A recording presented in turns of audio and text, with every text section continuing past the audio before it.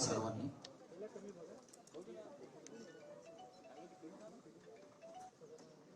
मी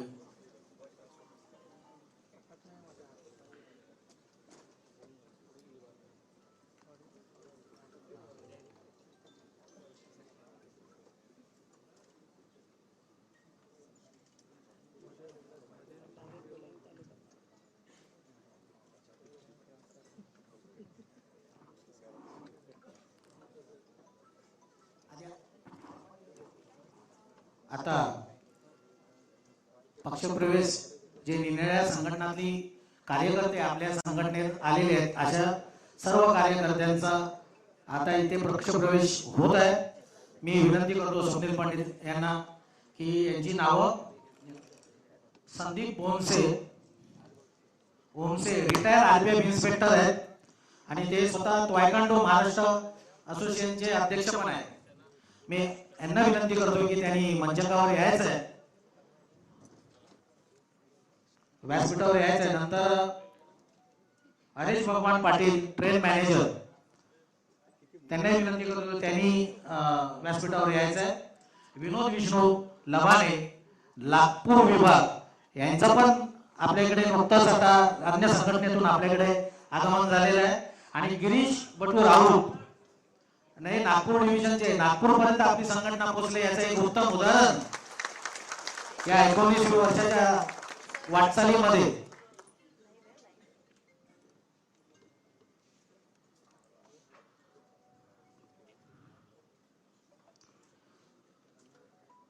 Maharashtra Navnirman railway कामगार सेनेचा महाराष्ट्र नवनिर्माण सेनेचा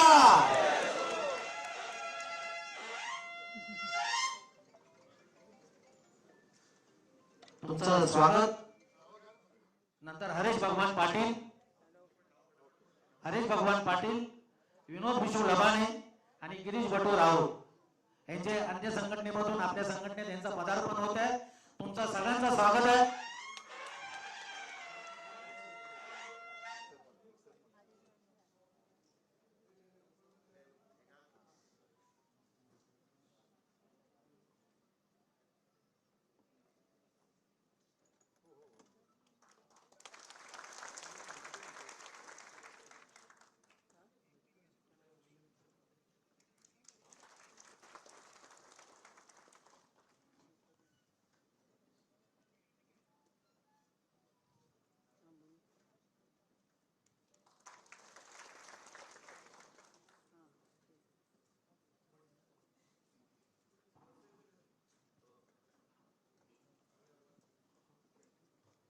तसेच मी साहेबांना विनंती करतो की त्यांनी आपल्या महाराष्ट्र नवनिर्माण रेल्वे कामगार सेनेच्या कार्याहवालाचे अनावरण करावे.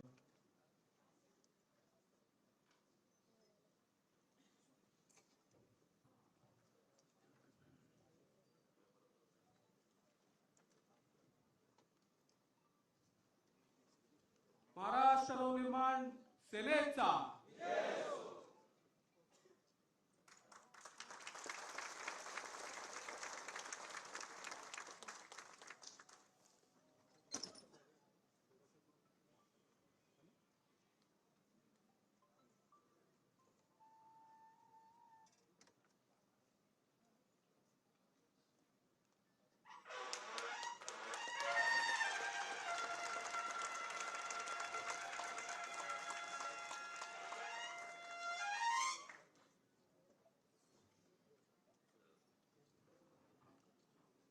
मी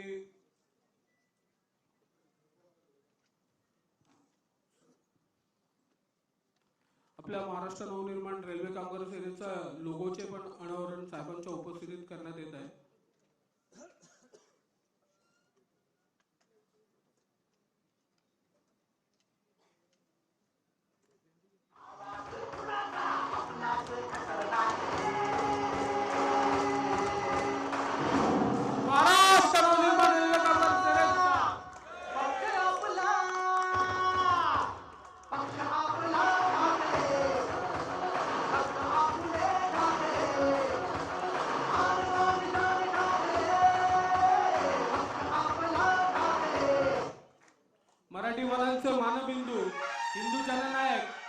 सन्माननीय राजसाहेब ठाकरे यांचा, महाराष्ट्र नवनिर्माण सेनेचा,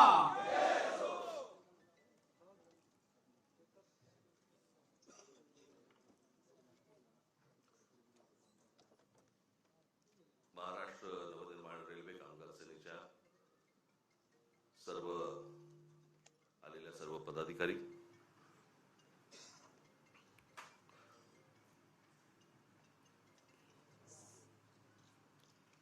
खरं तर तुमचं आमचं नातं हे वेगळ्या प्रकारचं नातं आहे.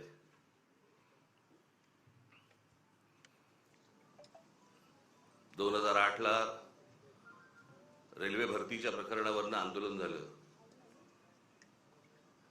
आणि त्या आंदोलनामधनं मग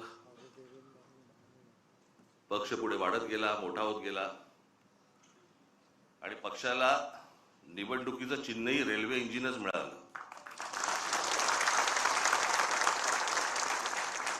आज तुम्ही सगळेजण इथे आलेला आहात. मला काय तुमच्या आपल्या रेल्वेमधलं फक्त प्रवास करणं एवढंच माहिती आहे.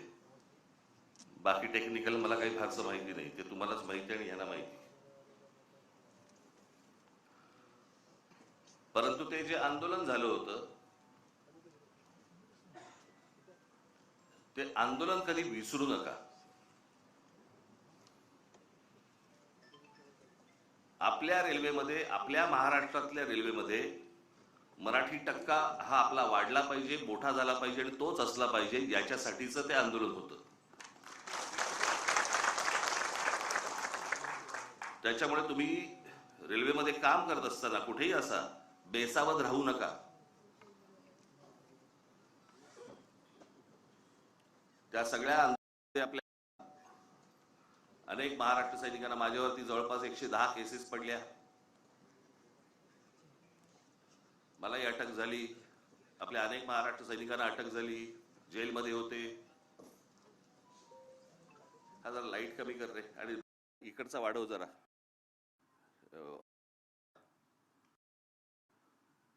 नाटक आहे का? वाढव जरा, इथला वाढव जरा. हा, आणि हा कमी कर माझ्या डोळ्यासमोरचा. हा, त्याच्यामुळे तुम्ही कुठे बेसावध राहू नका. मला आठवतंय तुम्हाला, साधा प्रश्न होता तो की महाराष्ट्रामध्ये जर समजा रेल्वे भरती आहे तर त्या रेल्वे भरतीच्या जाहिराती या उत्तर प्रदेश, बिहारच्या वर्तमानपत्रात काय येतात, माझ्या महाराष्ट्राच्या वर्तमानपत्रांमध्ये काय येत नाहीत. आणि तिथून हे सगळं सुरू झालं. आणि मग तुम्हाला आठवत असेल ते हजारो लोक त्यावेळेला तिकडे रेल्वे परीक्षा, त्याच वेळेला कळलं हे आलेत कशासाठी, ही कोण माणसं आहेत, कशासाठी आली आहेत. सगळे रेल्वेचे प्लॅटफॉर्म सगळे भरलेत, झोपलेत सगळेजण, कशासाठी बसलेत, कोण आहेत हे. आणि मग आपले काही महाराष्ट्र सैनिक त्यांना विचारपूस करायला गेले. विचारपूस करायला गेल्यावरती त्यातल्या काही जणांनी आपल्या लोकांना आई बहिणीवरनं शिव्या दिल्या. त्या शिव्यांमधनं हे सगळं सुरू झालं. आणि तेव्हा कळलं की महाराष्ट्रामध्ये नोकऱ्या आहेत, महाराष्ट्रातल्या तरुणी ह्या वणवण फिरतायत नोकरीसाठी, आणि महाराष्ट्रातल्या नोकऱ्यांच्या जाहिराती या उत्तर प्रदेश आहेत आणि आपल्याला कल्पना नाही.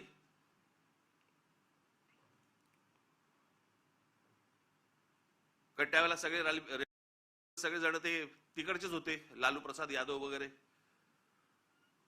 आणि मग ज्या वेळेला ममता बॅनर्जी ज्या वेळेला रेल्वे मंत्री झाल्या त्यावेळेला त्यांना आपला विषय नीट समजला आणि मग त्यावेळेला आपल्या पत्रावरती त्याच्यानंतर निर्णय झाला की प्रत्येक राज्यामधल्या आपल्या तुमच्या परीक्षा, रेल्वेच्या परीक्षा या स्थानिक भाषेमध्ये असतील. प्रश्न पत्रिका आणि त्याची उत्तरं पण तुम्हाला स्थानिक भाषेमध्ये, तुमच्या मातृभाषेमध्ये तुम्ही त्याची उत्तर देऊ शकता. असे तेव्हा सगळं सुरू झालं. त्याच्यानंतर वटणीवरती आले आणि मग आपल्या हजारो मराठी पोरांना रेल्वेमध्ये नोकऱ्या लागल्या.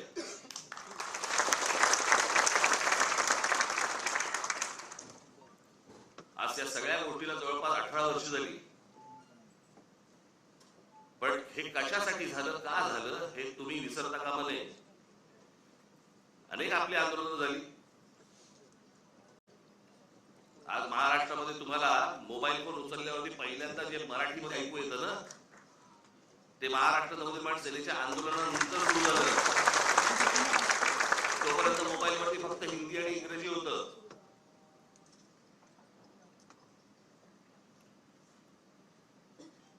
भाषा कुठची वाईट नसते, पण हे आमच्यावरतीच लादायचे सगळे प्रयत्न सुरू होतात महाराष्ट्रावरती. कारण आमची लोक चिडत नाहीत, रागवत नाहीत, बोलत नाहीत, रस्त्यावर उतरत नाहीत, राग व्यक्त करत नाहीत. केला असतं तर मोबाईलवरती करतात.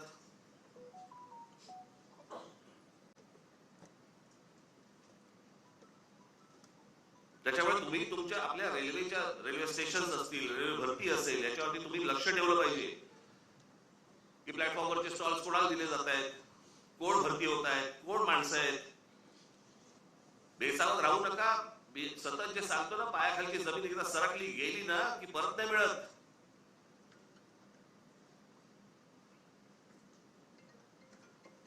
आमच्या सरकारलाच हिंदीचं वावड आपलं त्यांच्याबद्दल असतात. कालचं त्या ह्यांचं मुख्यमंत्र्यांचं फडणवीसांचं भाषण विधानसभेमधलं,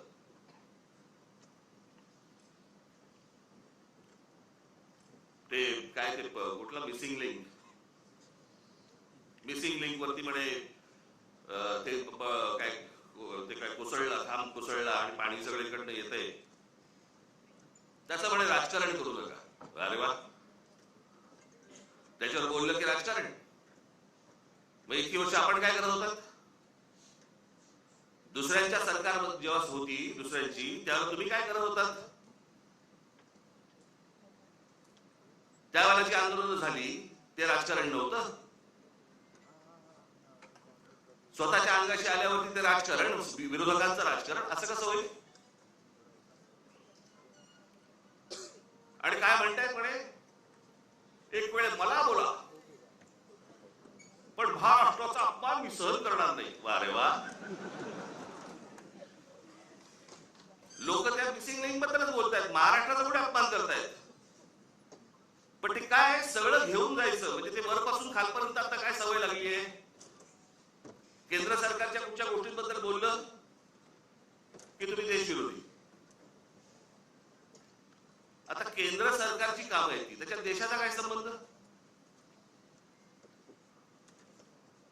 आता मिसिंग लिंक बद्दल बोललं तर ह्याच्यात महाराष्ट्राचा अपमान कुठे आला? लोकांनी प्रश्नही नाही विचारायचे, काय झालंय ते.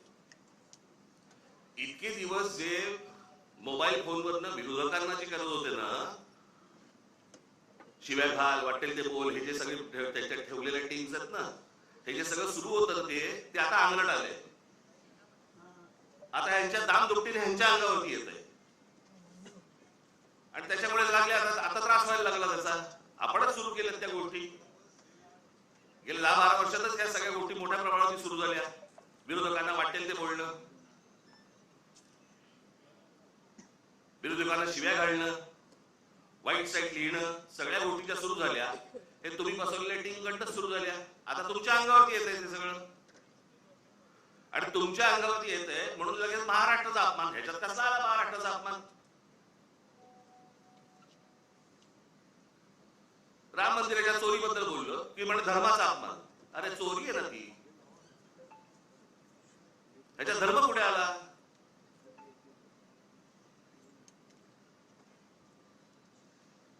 बरं, त्या मंदिराबद्दल आम्हालाही आस्था आहे, प्रत्येक हिंदूला आस्था असेल. तिथे ज्या वेळेला 1400 कोटी रुपये ज्यावेळेला चोरले जातात, काहीही म्हणजे किती पडदा किती असावा यांच्या समोर. म्हणे वक्फ बोर्डामध्ये ज्या वेळेला म्हणे तिकडे चोऱ्या झाल्या त्याच्याबद्दल तुम्ही नाही बोलणार. आम्हाला काय घेणं?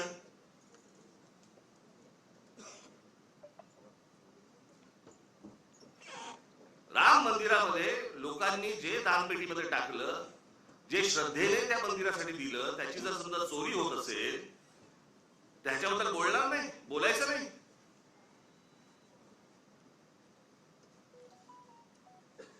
काल ते कोणतरी भोसबळे का कोणतरी आहेत ते म्हणाले म्हणे धर्मविरोधी जे लोक आहेत ते म्हणे पसरवतात. आम्ही धर्मविरोधी? हा देश का धर्मविरोधी आहे? तुमच्याकडे राम मंदिरामध्ये लोकांनी श्रद्धेने दिलेल्या गोष्टींची चोरी होते आणि हे सांगणारं कोण होतं? हे बोलणारं कोण होतं? भारतीय जनता पक्षाचा खासदारच पहिलं बोलला की राम मंदिरात चोरी झाली म्हणून. आम्ही बोललो? हा देश बोलला? इतर राजकीय पक्षाची कोणी लोक होते ट्रस्टी म्हणून, तिथे ट्रस्टी कोण आहे? 15 ट्रस्टी आहेत तिकडे. 15 ट्रस्टी पैकी त्यातले जवळपास 12 हे केंद्र सरकारने नेमतं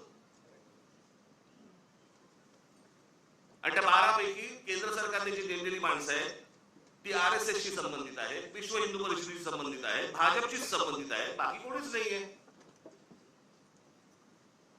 केंद्र सरकार आणि राज्य सरकारने नेमलेले IAS अधिकारी आहेत. तिथे जर 1400 कोटी, आता 1400 कोटीचा आकडा आलाय, मुळात किती चिंतवणी झाली माहिती नाही आपल्याला.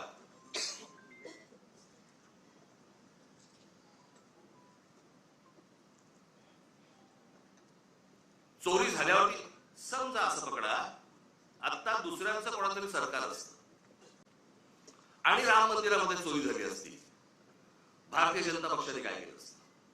RSS ने काय केलं असतं? विश्व हिंदू परिषदेने काय केलं असतं?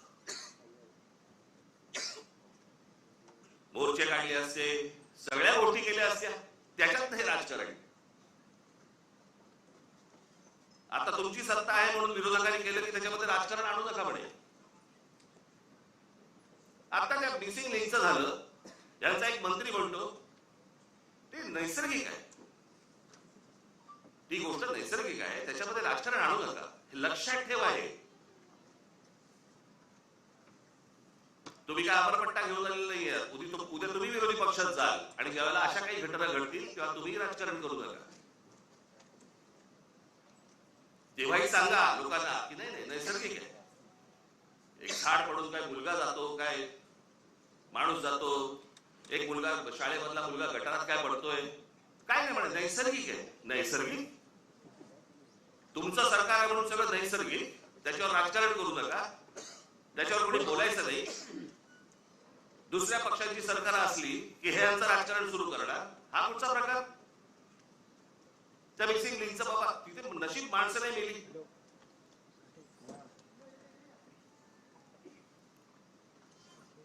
गंमत बघा, त्या मागे 2005 ला मुंबईमध्ये आलं होतं फ्लड, ते सगळं पाणी वगैरे तुंबलं होतं. 1000 मिलीमीटर पाऊस पडला होता. 1000 मिलीमीटर. काही 2-3 तासाच्या अंतरात त्याला मुंबईची ही हालत झाली होती. 1000 मिलीमीटर. आणि आता 300-350 मिलीमीटर पाऊस पडलाय. मुंबई तशीच तुंबलेलीच.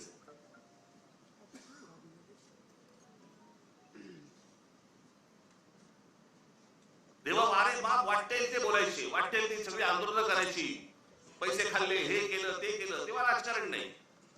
आता मुंबई तुंबली नाही, नैसर्गिक आहे. ती कोणती बाई ती गाडी म्हणायची, काय ते गाणं होतं ते? तुला मुंबईवर भरोसा नाही काय? कुठे गेली ती आता?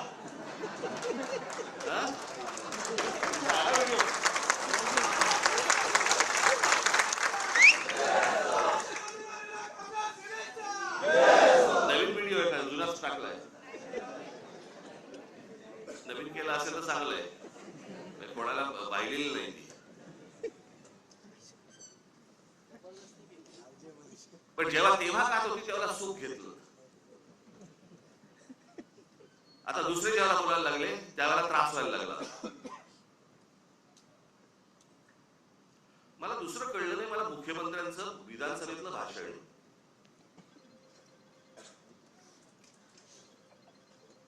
की ह्या मिसिंग लिंक प्रकरण हे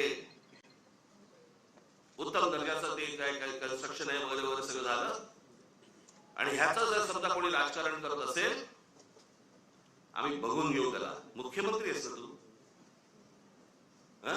बघून घेऊ. बरं झालं ते झालं. पुढे वाक्य संपल्या संपल्या हिंदीतून सुरू झाले. बारे में अगर कोई राजनीति करे, कोणासाठी हिंदी बोललात? समोरचे आमदार मराठी, महाराष्ट्राची विधानसभा, महाराष्ट्राच्या विधानसभेमध्ये आमचा मुख्यमंत्री, महाराष्ट्राचा मुख्यमंत्री हिंदीत बोलतो. कशासाठी? कोणाला सांगायचं होतं? कदाचित आपल्याच पक्षातल्या वरच्या लोकांना सांगायचं असेल, बघून घेईन.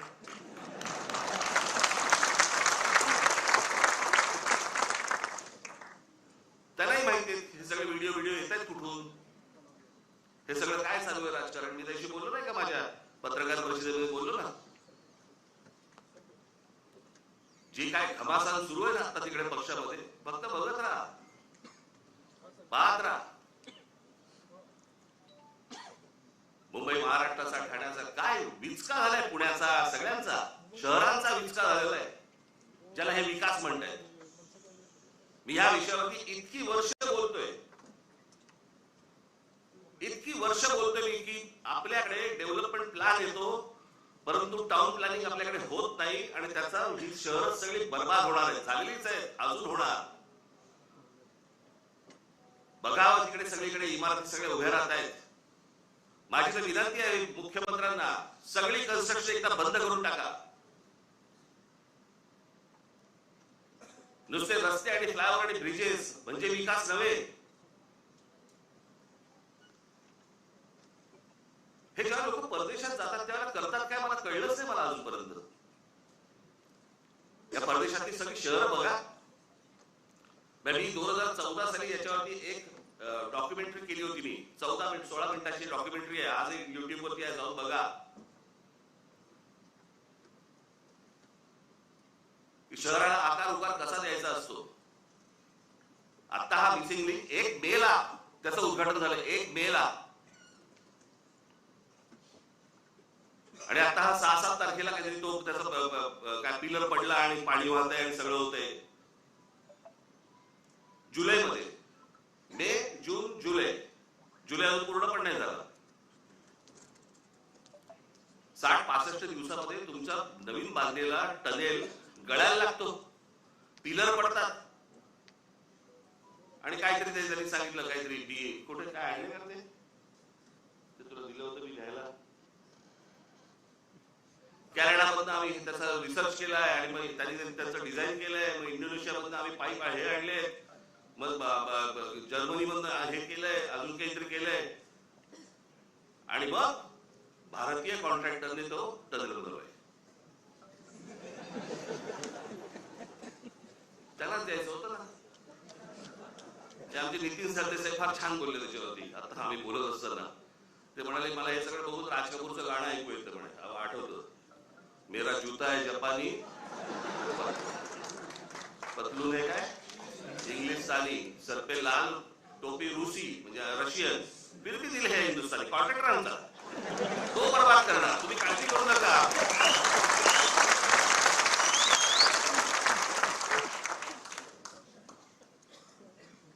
मध्यंतरी कंत्राटदारांचे व्हिडिओ झाले होते. कंत्राटदार सांगतात आपल्या महाराष्ट्रामधली मराठी मुलं मुली जे नव्याने कंत्राटदार झाले त्यांना किती म्हणे, तर जे कंत्राट मिळतं त्यातलं जवळपास 56% पैसे द्यावे लागतात म्हणे, वाटावे लागतात, चारावे लागतात. 56%. ज्याच्यासाठी काम काढलंय ते काम त्यांनी 44% मध्ये करायचं. तुम्हाला असेच रस्ते मिळणार, असेच खड्डे मिळणार.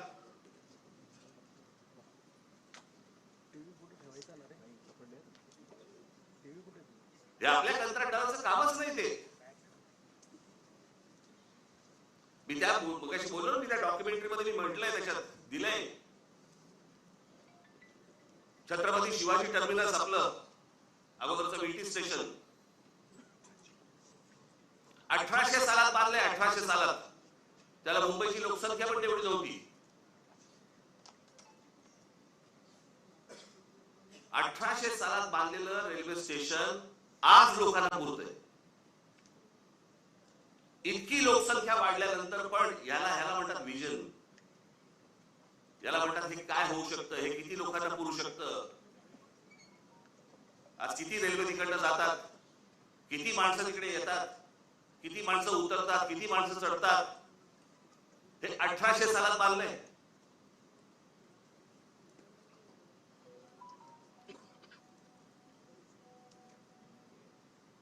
अमेरिकेमधली एम्पायर स्टेट बिल्डिंग, किती उदाहरण द्यायची जगामधली तुम्हाला. एम्पायर स्टेट बिल्डिंग जाऊन बघा, पाहिजे असेल तर तुमची ह्याच्यावरती जा, इंटरनेटवरती जा आणि बघा. ती एम्पायर स्टेट बिल्डिंग ती पण तेव्हा 1933 साली बांधली. किती वर्ष लागली असतील. ती साधारणपणे 110 मजली उंच आहे, 110 मजली. म्हणजे आता हा हॉल आहे ना, या हॉलच्या चौपट असेल, चौपट 5 पट असेल उंच, 5 पट 6 पट असेल जास्ती. एवढा त्याचा फ्लोअर आहे, 110 मजली उंच आहे ती. किती वर्ष लागली असतील त्याला ती इमारत बांधायला. त्या इमारतीमध्ये खाली ग्राउंड फ्लोअरला बेसमेंट मध्ये एक बॉम्बस्फोट झालाय. त्या इमारतीवर एक छोटं विमान, परंतु एक विमान आदळलेलं आहे. आजही ती ताठ मानली उभी आहे इमारत.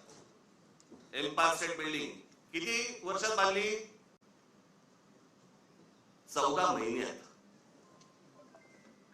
14 महिन्यात बांधलेली इमारत आहे ती.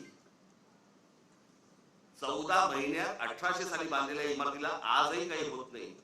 त्यांनी बांधलेले ब्रिजेस बघा, त्यांनी बांधलेले फ्लायओव्हर्स बघा.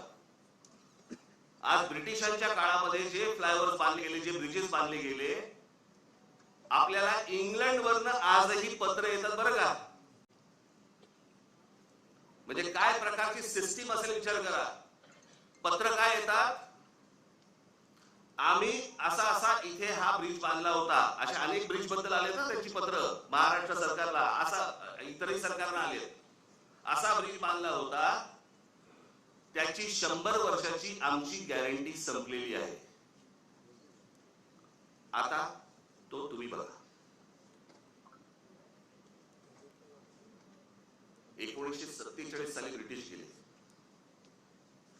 1947 साली, त्याच्या अगोदर 200 वर्ष त्यांनी राज्य केलं. त्यावेळेला बांधलेले ब्रिजेस काय गरज आहे त्यांना सांगायची. पण हे फक्त भारतात नाही होत. त्यांनी जिथे जिथे राज्य केलं तिथे तिथे यांची पत्र जातात की आमची गॅरंटी संपली, आमची 100 वर्षाची गॅरंटी होती. 100 वर्ष. टिळक ब्रिज पासून सगळे इथला हे त्यांच्या काळात बांधले गेलेले आहेत, अजूनही आहे. मग आमच्याकडे काय होतं.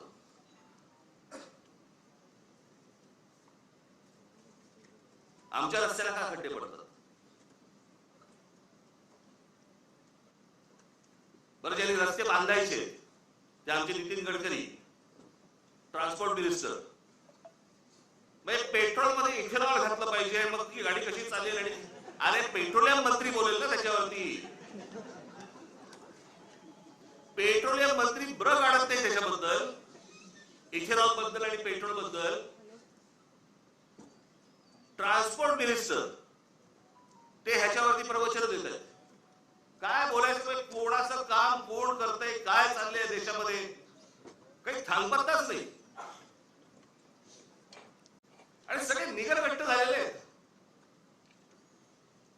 परवा दिवशी मी एका पत्रकाराला बोललो, म्हटलं साहेब असं झालेलं आहे, म्हटलं सरकारला परसाकडे साफ होते, आपणच कुंथत बसलोय. आपल्यालाच त्या सगळ्या गोष्टींचं वाईट वाटतं. हे काय चाललंय. झाडाच्या झाडं काढली जात आहेत, जंगलाच्या जंगल उद्ध्वस्त होत आहेत. लोकांना राग येतो, लोक राग व्यक्त करत नाहीत.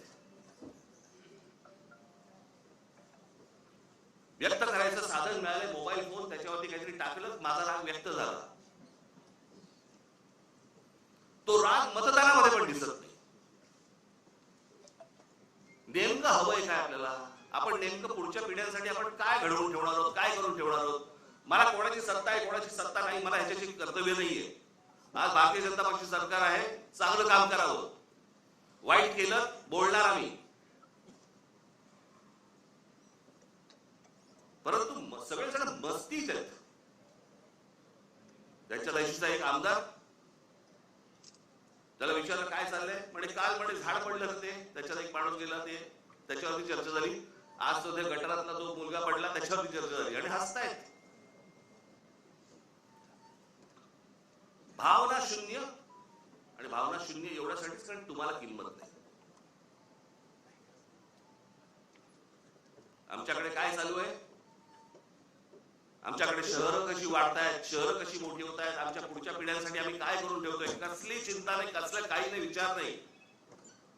खासदार फोडता येतोय का, आमदार फोडता येतोय का, नगरसेवक फोडता येतोय का, आमची सत्ता टिकते का, याच्यावरती फक्त आमच्याकडे महाराष्ट्रात चर्चा सुरू आहे.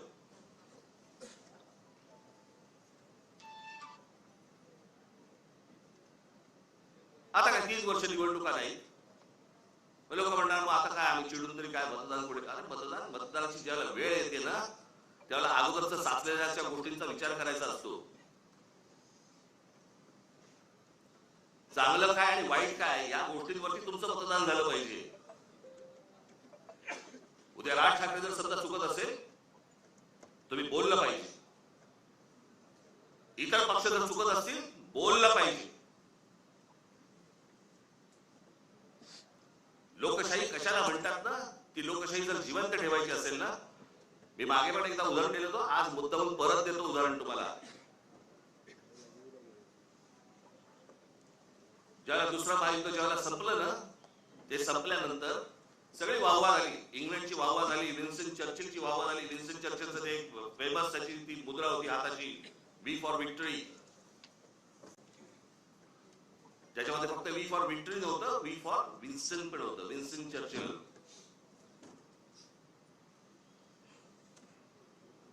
पण वी फॉर विक्टरी हा संदेश होता त्याच्यात. आणि जगामध्ये प्रचंड की विन्स्टन चर्चिलने या सगळ्या गोष्टी केल्या.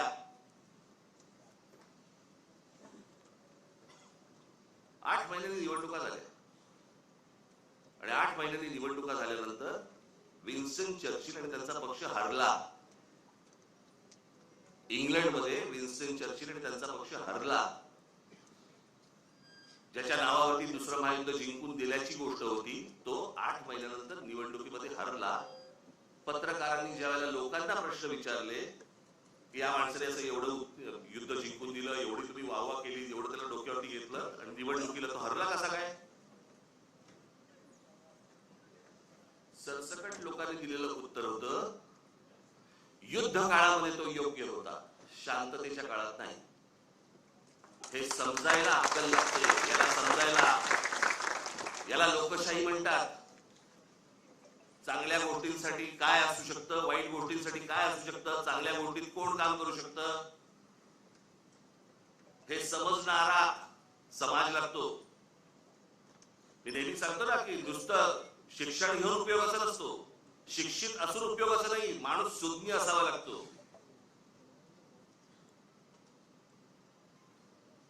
आमच्या बहिणाबाई चौधरी शिकलेल्या नव्हत्या, पण त्या ज्या बोलून गेल्या, आधी हाताला चटके तेव्हा मिळते भाकर, या बोलून गेल्या ना, त्याला सुज्ञ लागतो माणूस, सुज्ञ.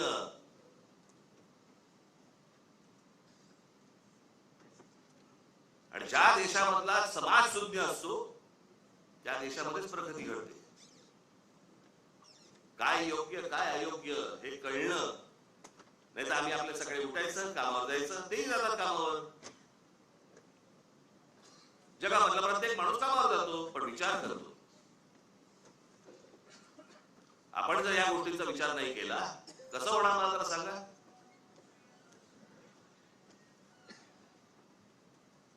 आज खरं तर मुख्यमंत्र्यांनी ही गोष्ट सांगायला पाहिजे होती की बाबा मी त्याच्यामध्ये लक्ष घालतो, आणि ज्यांनी चुका केल्या असतील त्यांच्यावरती मी इन्क्वायरी लावतो.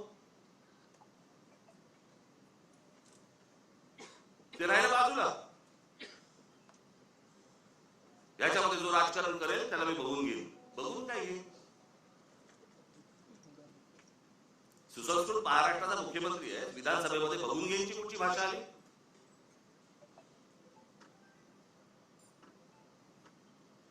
पण हे सगळं सुरू होतं. खासदार सांगतो, एक खासदार सांगतो मी बॉम्ब टाकीन, माझ्या नावावरती 5 मर्डर आहेत. हे आपल्या राज्यात होऊ शकतं आणि त्यांना हात लागत नाही कोणाचा, कारण सत्तेत गेलेत. हे बोलायची हिंमत कशी होते? कारण अंकुशच नाही कोणाचा, कोणाचाही अंकुश नाही. कुठे कुठचं काम चाललंय, तिकडे आता कुंभमेळ्याची कामं सुरू आहेत, तिथे पण सगळं गोंधळ आहे.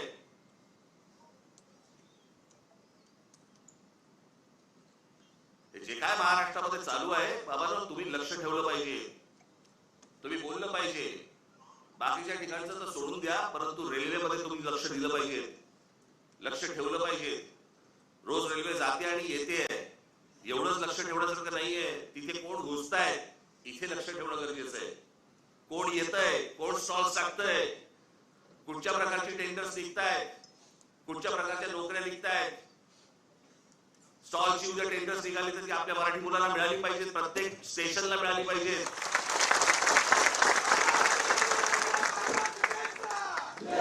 त्याच्यावर तुमचं बारीक लक्ष पाहिजे. हे जर बारीक लक्ष नसेल तर कसले काय साठायचे वर्धापन दिन, काय करायचे वर्धापन दिन.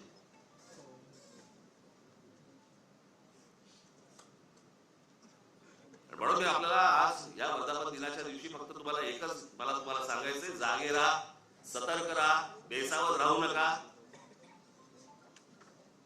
आपला मराठी ठसा महाराष्ट्राच्या रेल्वेमधनं पुसला जाणार नाही याच्यासाठी काम करा. धन्यवाद. जय हिंद, जय महाराष्ट्र.